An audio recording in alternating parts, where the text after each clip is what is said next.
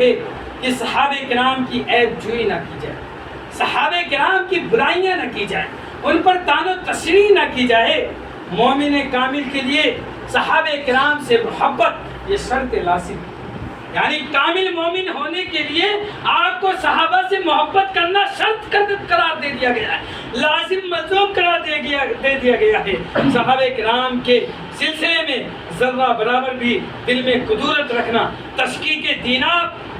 اور ایمان کا چھن جانے کا ذریعہ ہے، یعنی ذرہ برابر کسی صحابی کے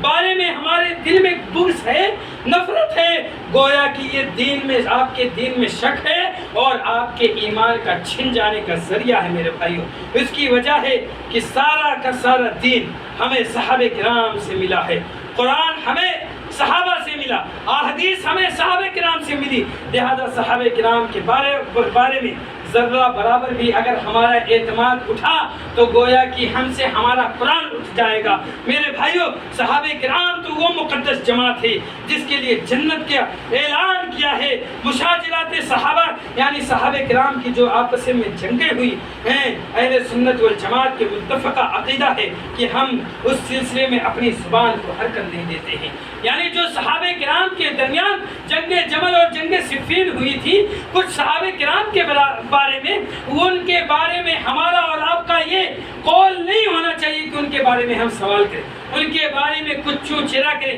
بلکہ عنوان جو ہوئی وہ اللہ کی طرف سے تھا، اس پر حرکت نہیں دیتے، وہ ان کا آپس کا اجتہادی مسئلہ تھا۔ لہذا کسی مسلمان کے لیے جائز نہیں کہ مشاجرات صحابہ پر اپنی زبان کو دراز کرے اور ان پر لعن و طعن کرے میرے بھائیوں۔ اور اللہ تعالیٰ نے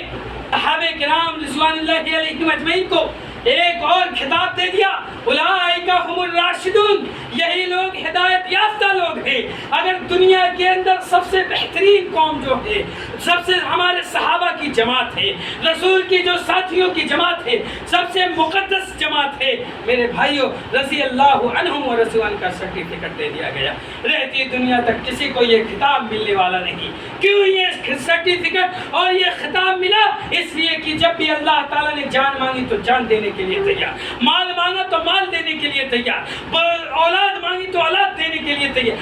غرض کی دنیا کی ساری چیزیں قربان کرنے کے لیے تیار، یہاں تک کہ اپنے آپ کو قربان کرنے کے لیے تیار ہوئے۔ اس لیے رضی اللہ عنہم و رضوان کا سرٹیفکیٹ دیا اور اولئک هم الراشدون کا سرٹیفکیٹ دیا گیا کہ یہی لوگ ہدایت یافتہ ہیں۔ ہمیں کامل ایمان اگر ہمیں ہدایت چاہیے تو فَإِنْ آمَنُوا بِمِثْلِ مَا آمَنْتُمْ بِهِ فَقَدِ اهْتَدَوْا کے تحت ہم اپنے ایمان کامل کو مکمل بنائیں، فقط اہتدو تو آپ کامیاب ہو جائیں گے، کامران ہو جائیں گے۔ دنیا کے اندر اپنی پہچان بتانے کی ضرورت نہیں پڑے گی، بلکہ آپ کی پہچان دنیا ماننے کو تیار ہو جائے گی، آپ کے وجود کو ماننے کو تیار ہو جائے گی، آپ کے اسلام کو ماننے کو تیار ہو جائے گی، آپ کے قرآن کو ماننے کو تیار ہو جائے گی، آپ کے صحابہ کو ماننے کو تیار ہو جائے گی اور آپ کے نبی پر کیچڑ اچھالنے سے بچ جائے گی میرے بھائیوں۔ کیوں؟ فَإِنْ آمَنُوا بِمِثْلِ مَا آمَنْتُمْ بِهِ فَقَدِ اهْتَدَوْا، اگر اسی طرح سے ایمان ہے تو ہم اور آپ کامیاب ہوں گے۔ اگر ہمارا ایمان اس طرح سے نہیں ہے تو ہم ذلت و رسوائی میں ایسے اپنی پہچان بتاتے پھریں، ایسے ہمارے بجائے اللہ رب العزت سے دعا ہے